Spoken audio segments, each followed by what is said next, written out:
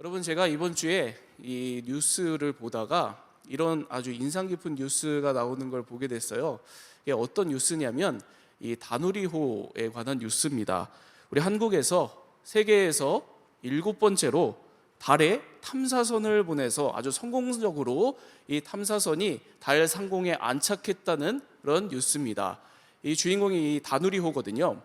여러분, 이 다누리호가 이 달 상공에 안착한 이 사건이 우리가 뭐 그냥 잘 모르니까 뭐 그냥 이렇게 그런가 보다 하는데, 실제로 과학계에서는 엄청난 쾌거라고 합니다.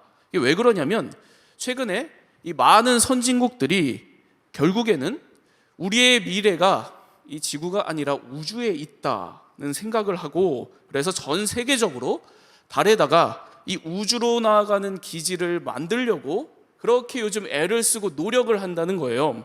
그런데 그렇게 다들 관심을 갖고 그렇게 노력을 하는데, 그런데 이번에 우리나라를 포함해서 전 세계적으로 7개국밖에 달에 탐사선을 보내지 못했다고 합니다. 여러분, 그 말은 이런 거죠. 여러분, 그만큼 이 지구에서 달까지 우주선을 보내서 안착시키는 것, 이 우주 비행이 지금 너무나도 어려운 기술이라는 겁니다. 여러분, 그러면 어떻게 이 다누리호는 세계에서 7번째로 달에 도착할 수 있었을까요? 제가 궁금해서 그 이유를 살펴보니까 그 이유는 끊임없는 궤도 점검에 있었다고 합니다. 결코 우주선 하나가 이 지구에서 달까지 가는 것이 그냥 이게 자동적으로 그냥 가서 달에 이제 안착하는 일이 벌어지는 게 아니라는 거예요. 여기 지구에서 목적지인 달까지 가는 이 궤도가 있으면, 그러면 여러분, 여러 우주의 이 돌발적인 상황 속에서 궤도 이탈해버리는 일들이 잘 생길 수밖에 없다고 합니다. 한번 그렇게 궤도를 벗어나기 시작하면 그때는 끝이래요. 그러면 그 우주선을 다시 이 궤도로 돌리기가 굉장히 어렵답니다. 그래서 이 최고 수준의 항공 전문가들이 끊임없이 이 우주선으로부터 데이터를 받아서 이 궤도를 지속적으로 점검을 한다는 거예요. 이 궤도 점검이 어마어마하게 정밀한 이 기술을 필요로 한답니다. 이렇게 정밀한 기술, 이 궤도 점검을 거쳐서 4차례에 걸친 궤도 수정 끝에 다누리호가 달까지 가서 달 상공에 잘 안착하게 되었다는 겁니다. 여러분, 바로 이렇게 하나의 우주선이 저 먼 우주의 목적지까지 잘 도착하기 위해서 가장 중요한 것, 자신이 가려고 하는 그 길, 이 궤도를 잘 점검하는 데 있었다는 이야기입니다. 여러분, 달로 가는 우주선에게 이렇게 궤도 점검이 참 중요한 것처럼 우리 인생에 있어서도 우리 인생의 길을 가면서 우리 인생의 이 궤도를 점검하는 것 참 중요한 일입니다. 이 인생의 궤도 점검의 중요성에 대해서 이 동화 작가 안데르센의 이런 이야기가 하나 있거든요. 여러분, 안데르센 잘 아시잖아요. 뭐 인어공주, 성냥팔이 소녀, 이런 정말 유명한 동화를 쓴 이 대표적인 동화 작가가 바로 이 안데르센입니다.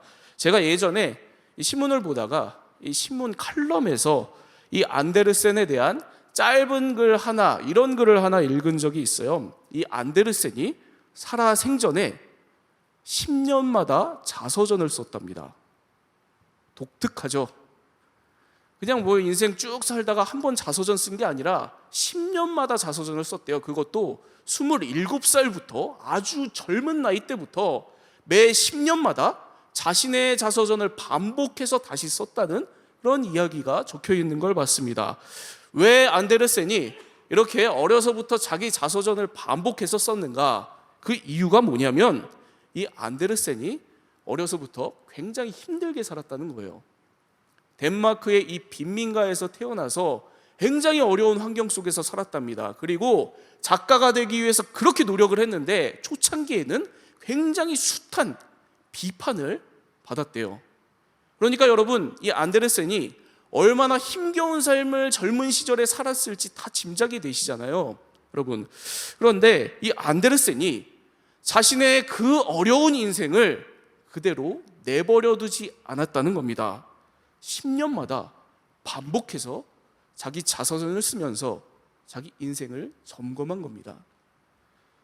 내가 지금 살아가고 있는 이 인생의 방향이, 이 인생의 궤도가 지금 괜찮은 건지, 지금 이 길이 맞는 건지, 이렇게 내가 지금 계속 가도 괜찮은 건지 반복해서 자기 자신의 인생을 점검한 겁니다.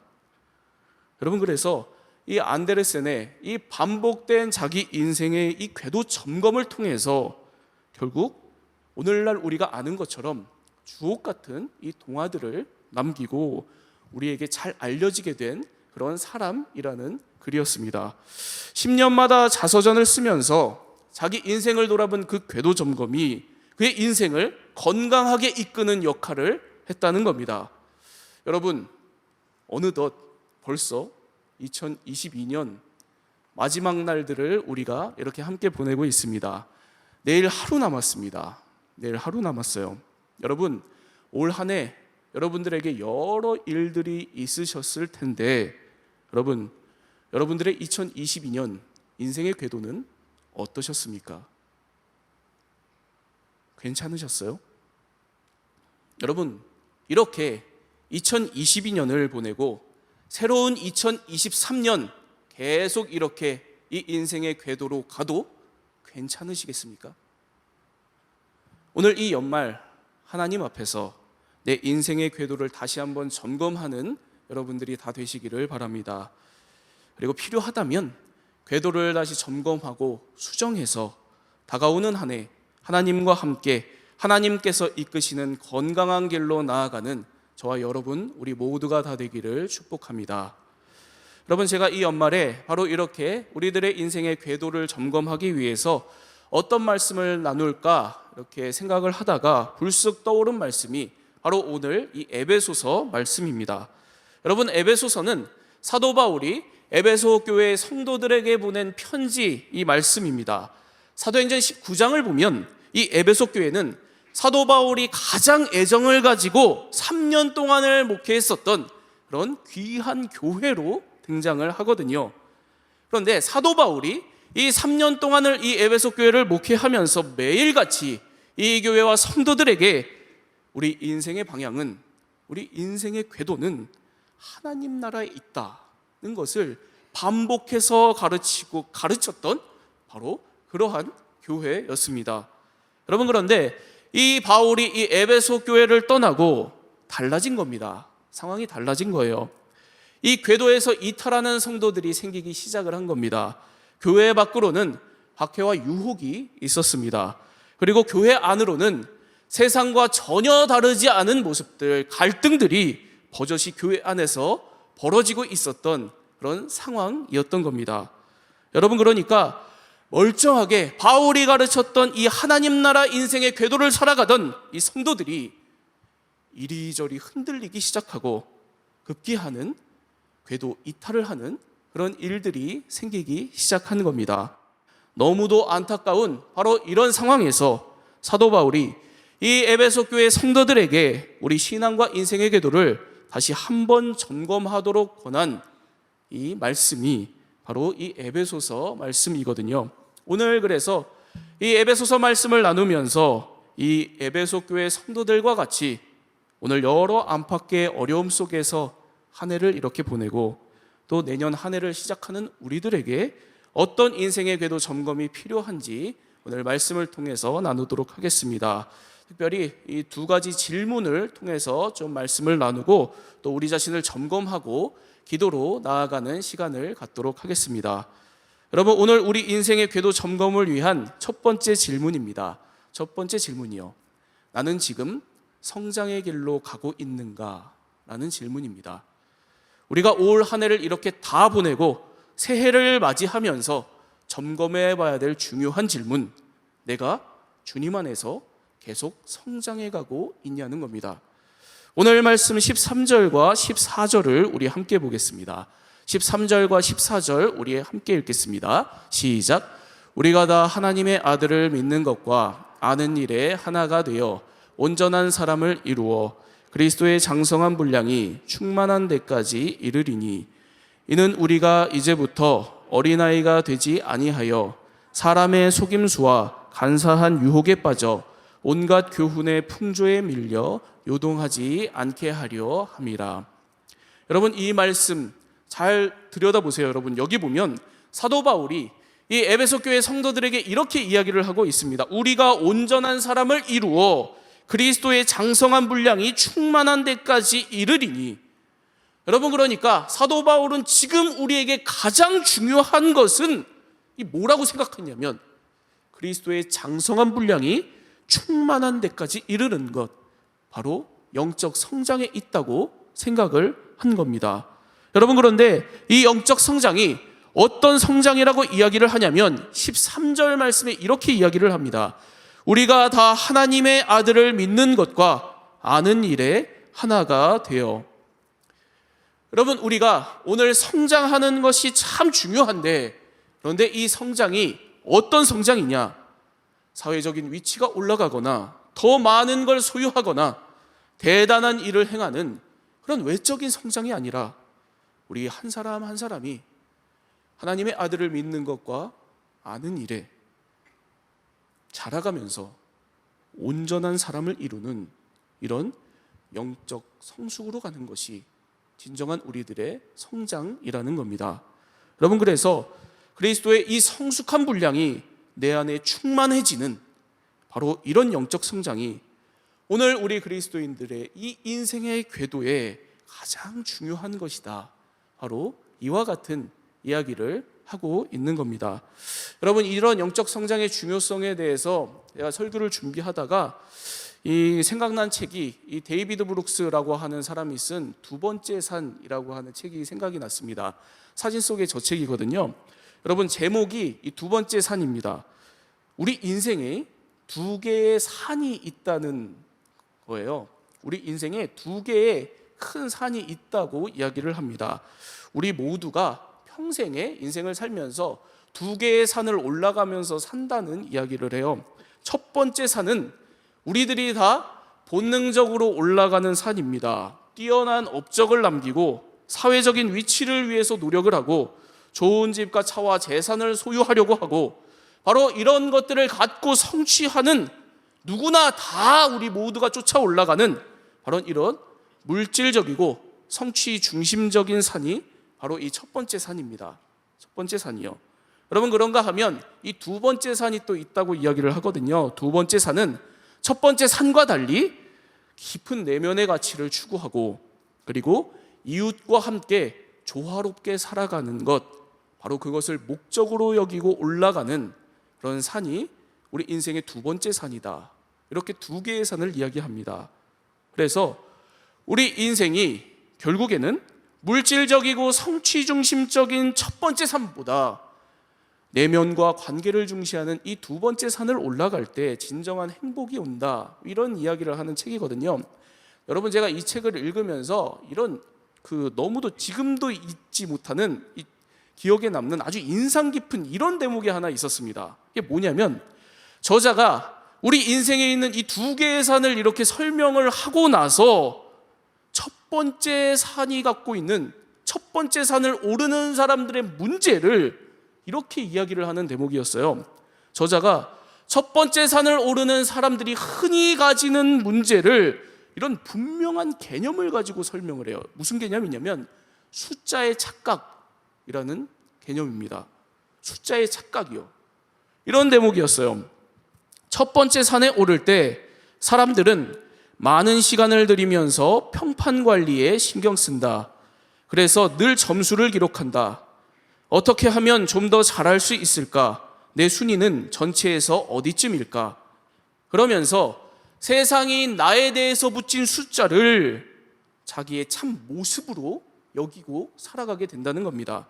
그런데 1등, 2등, 우리가 아무리 높은 숫자로 평가를 받고 연봉이든 조회수든 아무리 많은 숫자를 갖게 된다고 할지라도, 그렇지만 그것이 바로 우리 자신의 진정한 성장과는 관계가 없다는 이야기를 합니다.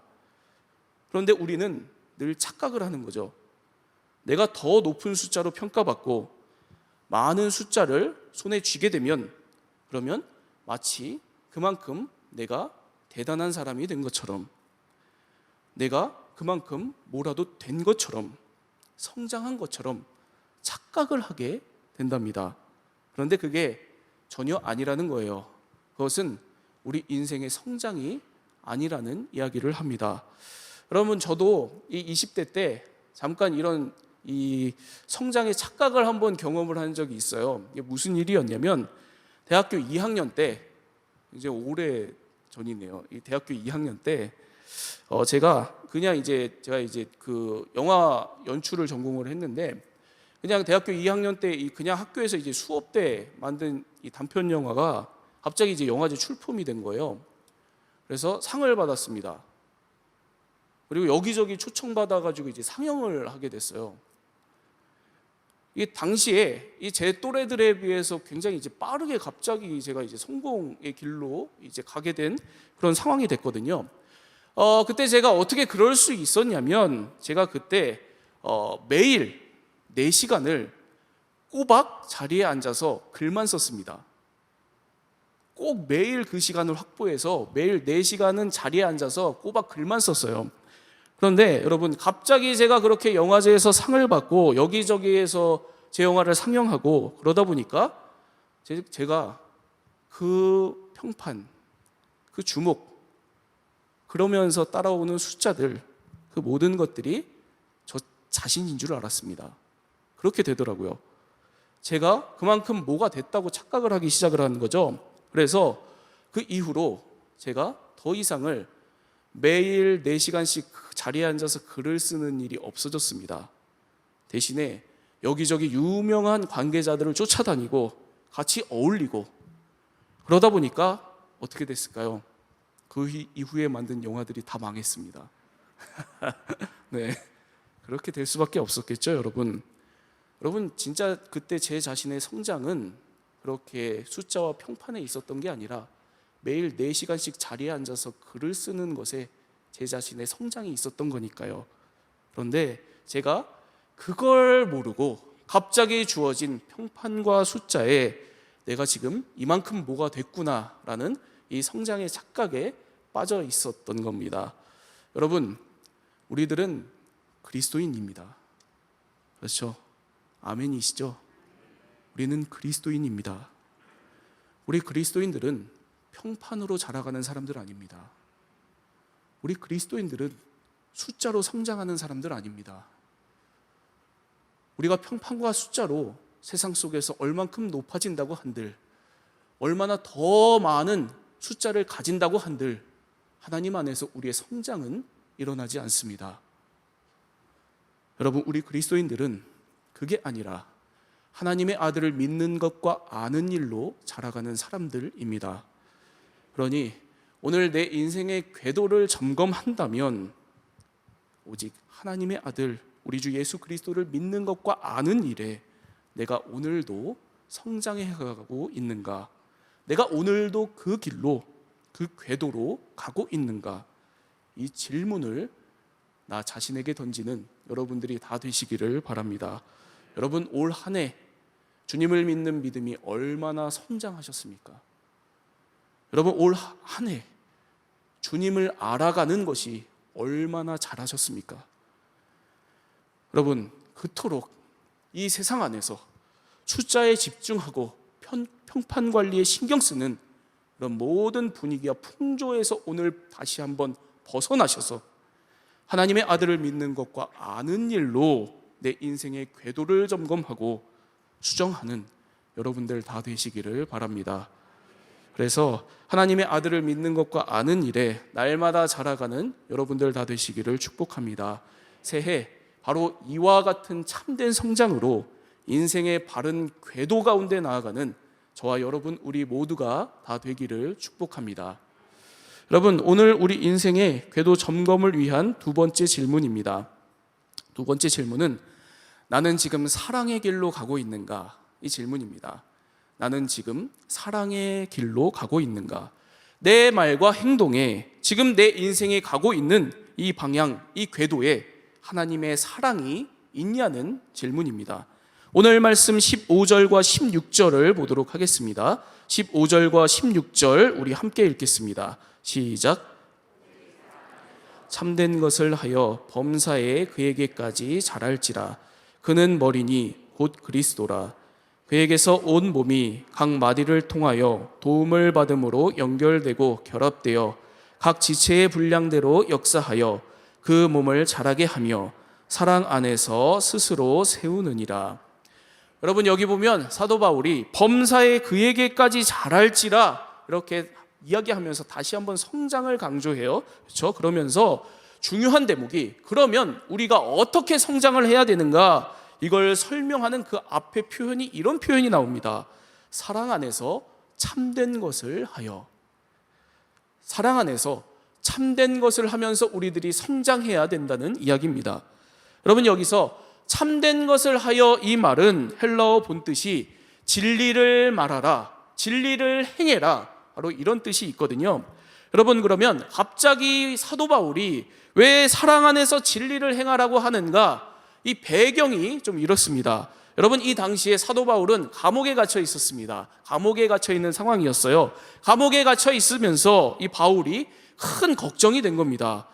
여러분, 제가 말씀드린 것처럼 3년 동안 이 바울이 에베소 교회에서 사역을 했는데, 그 교회를 떠나오면서 교회 내적으로 이 관계의 문제 때문에 이 에베소 교회가 어려움 가운데 있었던 겁니다. 어떤 관계의 문제가 있었냐면, 에베소 교회 안에 오랫동안 신앙생활을 해온 유대인 출신 그리스도인들이 있었고, 한편으로는 세가족 이방인 출신 그리스도인들이 있었는데, 이들 사이에 끊임없는 갈등이 있었던 겁니다. 안 맞았던 거예요. 서로의 상황과 서로의 신앙 경험 때문에 끊임없는 갈등이 있었던 겁니다. 여러분, 그런가 하면 이 당시에 이 에베소 교회에 바울이 가르친 복음과 전혀 다른 잘못된 복음을 가르치는 그런 리더들이 있었고, 또 교회에서 자기 영향력을 발휘하고 자기 욕망대로 이 주님의 교회를 끌고 가려는 리더들이 일어나서 교회의 갈등을 일으키고 분열을 일으키는 이런 상황이 있었던 겁니다. 여러분, 이런 경우에 어떻게 해야 될까요? 여러분, 교회가 이런 상황이면 어떻게 해야 될까요? 물론 당연히 시시비비를 잘 가려야 될 겁니다. 그렇죠? 그래서 진실이 무엇인지, 진리가 무엇인지 교회 공동체가 다 같이 이야기를 잘하고 문제 상황과 잘못을 잘 교정해서 건강한 방향으로 가야 될 겁니다. 그런데 사도 바울은 이 상황에서 중요한 표현, 가장 중요한 이야기를 하는 겁니다. 진실을 밝혀서 이 문제를 해결하고 고쳐나가는 것이 중요한데, 그런데 반드시 그때 그 행동을 사랑 안에서 하라는 겁니다. 여러분, 사도 바울은 지금 걱정을 하는 거죠. 우리가 혹시 가장 중요한 사랑을 잃어버릴까 봐 지금 걱정하는 겁니다. 우리 인생의 여러 일들을 우리들이 오늘도 살아가면서 교회 안팎의 여러 관계의 문제들, 삶의 문제들, 내 인생의 여러 문제들을 오늘도 내가 부딪히고 해결하면서 우리 그리스도인들이 절대로 잃어버려서는 안 될 가장 중요한 이 사랑을 잃어버릴까 봐 지금 걱정하고 있는 겁니다. 여러분, 그래서 진리를 행하든 무엇을 하든 사랑 안에서 하라는 겁니다. 여러분, 바울의 이 말씀처럼 오늘 내 인생이 사랑 안에서 여기까지 왔는지, 그리고 앞으로 내가 이 사랑 안에서 걸어갈 것인지 다시 한번 점검하고 확인하는 여러분들 다 되시기를 바랍니다. 여러분, 왜 용서해야 하는가라는 책이 있습니다.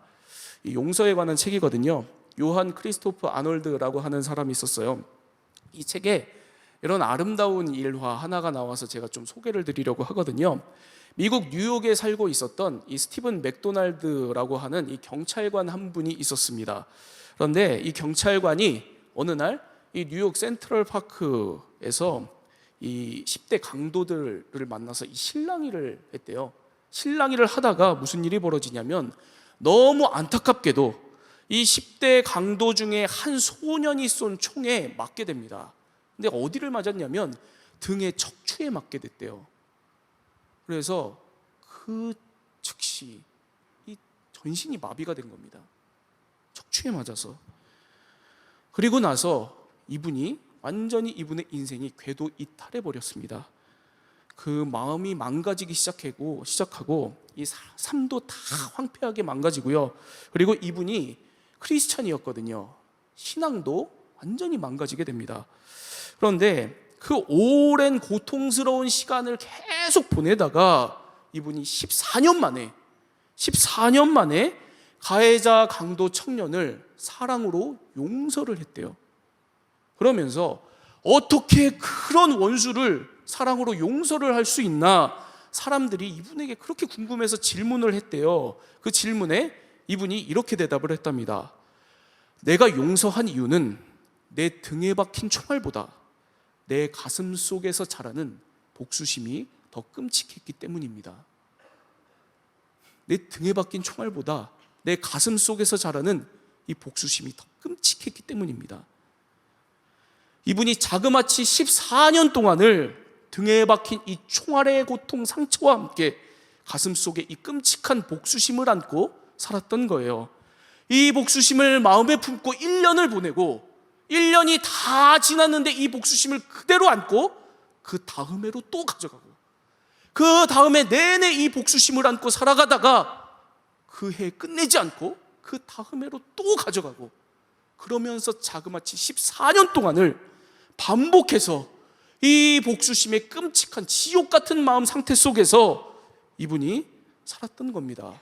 여러분, 그러니까 그 마음과 이 인생이 얼마나 황폐했겠어요. 얼마나 힘들었겠어요.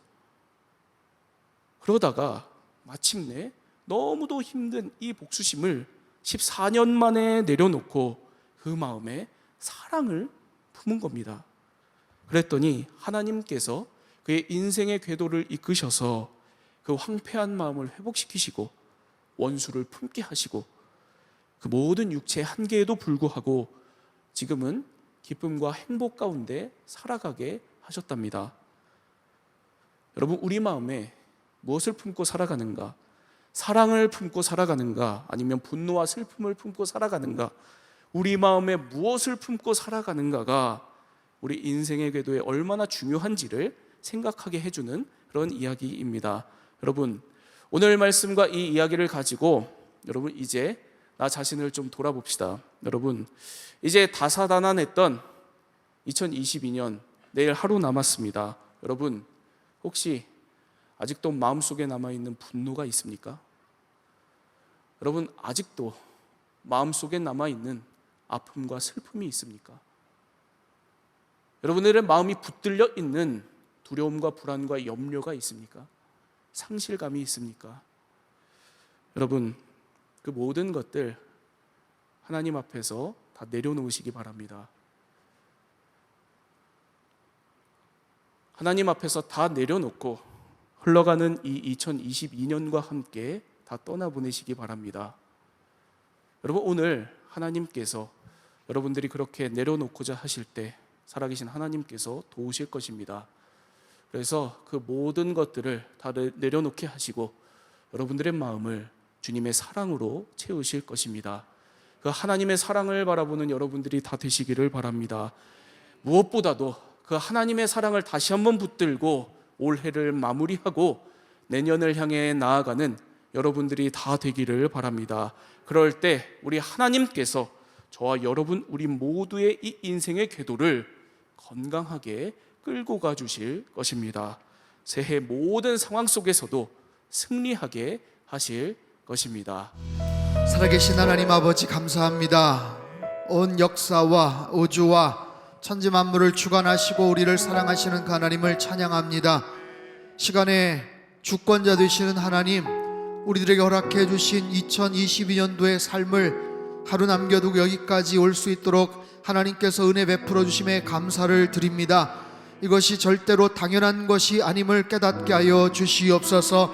하나님, 한 해를 되돌아볼 때 힘들고 어려웠던 순간도 많았고 여러 가지 위기의 순간도 많았지만 그럼에도 불구하고 하나님께서 저희들을 긍휼히 여겨 주셔서 오늘 이 자리에 서게 하셨습니다. 하나님, 참으로 일할 수 있는 건강도 주셨고 예배를 드릴 수 있는 좋은 하나님 교회도 허락하시고 믿음의 교우들, 특별히 사랑하는 가족들도 허락해 주셨습니다. 주님, 이 모든 상황을 당연하게 여기지 않게 하여 주시옵소서. 지나간 1년 아니 3년간의 코로나 팬데믹 상황 속에서 마스크를 쓰고 여러 가지 불편함을 감수하면서도 믿음 생활할 수 있도록 저희들을 지켜주셨고, 지나간 1년 동안 우리 상당교회를 재정적으로나 인원적으로나 사역적으로나 부족함이 없도록 충분하게 충만하게 채워주신 은혜의 감사의 고백을 드립니다. 하나님, 그 마음을 계속해서 간직하게 도와주시고 이제 곧 맞이하게 될 2023년도 한 번도 살아보지 않은 새해를 저희들 주님과 함께 시작하게 도와주시옵소서. 하나님, 어떤 방향을 향해 나아가야 될지 우리 인생의 내비게이션의 주소를 입력하며 목적을 향해 달려나가는 우리 성도님들 다 되게 축복하여 주시옵소서. 하나님께서는 이 나라 민족을 사랑하시는 줄로 믿습니다. 하나님께서 이 땅을 통치하시고 주관하시는 하나님이신 줄로 믿습니다.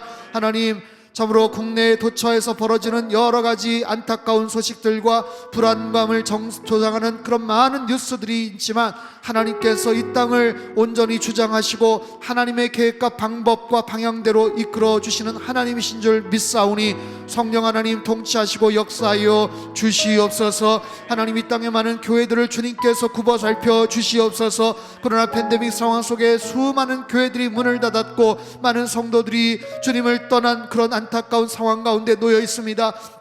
하지만 주님, 다시 이제 시작하게 도와주시고 다시 복음 앞으로 나아가게 하시고 다시 믿음과 말씀의 그런 사람으로 하나님 앞에 헌신하는 우리 많은 교회들 되게 하시고 성도님들 다 되게 축복하여 주시옵소서. 성령 하나님, 우리 교회 안에 있는 많은 환우들을 불쌍히 여겨 주시옵소서. 상한 갈대를 꺾지 않으시고 꺼져가는 심지를 끄지 않으시는 아버지 하나님께서 그들의 모든 연약한 부위들을 주님 손으로 어루만져 주시옵소서. 하나님, 머리부터 발끝까지 주님 치유의 광선을 발하여 주시옵소서. 급속한 치유가 있게 하여 주시옵소서. 급속한 회복이 있게 하여 주시옵소서. 하나님, 그렇게 하여 정말 외양간에서 나온 송아지같이 기뻐 뛰며 살아계신 하나님을 찬양하며 존귀하게 여기는 하나님 삶의 소중한 기회들을 다시 한번 허락하여 주시옵소서. 우리 가정을 주님 손에 의탁을 드립니다. 하나님, 지나간 시간 동안 지켜주셔서 여기까지 왔습니다. 하지만 그럼에도 불구하고 여러 가지 힘들고 어려운 점들 많지만 예배를 더욱더 드리며 말씀과 기도로 충만한 하나님 거룩한 예배자의 가정인들이 다 될 수 있게 주님 도와주시옵소서. 하나님, 내일 있을 송구영신 예배, 또 신년 예배, 다음 주에 있을 또 신년 블레싱 신년 집회 가운데도 성령 하나님 함께하여 주시옵소서. 한 해를 매듭짓고 또 새해를 시작하는 그런 모든 과정 가운데 예배로 시작하고 예배로 마감을 할 수 있도록 주께서 도와주시옵소서. 하나님과 나 사이의 관계를 어떻게 설정해야 될지, 가족들 또 이웃들 우리 친구들과의 그런 관계들을 어떻게 성장시키고 함께 행복한 시간들을 보내야 될지, 또한 하나님께서 정말 생명을 살리는 선교적 교회 더 나아가서 하나님의 선을 행하는 우리 상당교회를 통하여 이 땅 가운데 무엇을 이루실지 깨닫고 분별하고 결단하는 축복의 시간들 다 되게 주님 역사하여 주시옵소서. 이전에게도 귀한 물질 주님 손에 의탁드린 손길들 위에 하늘의 신령한 복과 땅이 기름진 복으로 넘치도록 부어 역사하시고 하나님의 놀라운 능력이 나타나도록 주님 축복하여 주시옵소서. 이제는 우리 주 예수 그리스도의 크신 은혜와 하나님 아버지의 극진하신 사랑하심과 성령님의 교통하심의 역사가 우리 인생의 궤도를 주님 말씀 가운데서 다시 새롭게 설정을 하며 하나님 뜻에 따라 일평생 순종하며 살아가기를 간절히 바라는 예배드린 모든 주의 백성들, 그들의 가정과 일터와 건강과 자녀들의 앞길 위에 이 나라 민족 흩어진 모든 열방 위에 이제로부터 영원토록 함께 하시기를 간절히 축원하옵나이다. 아멘.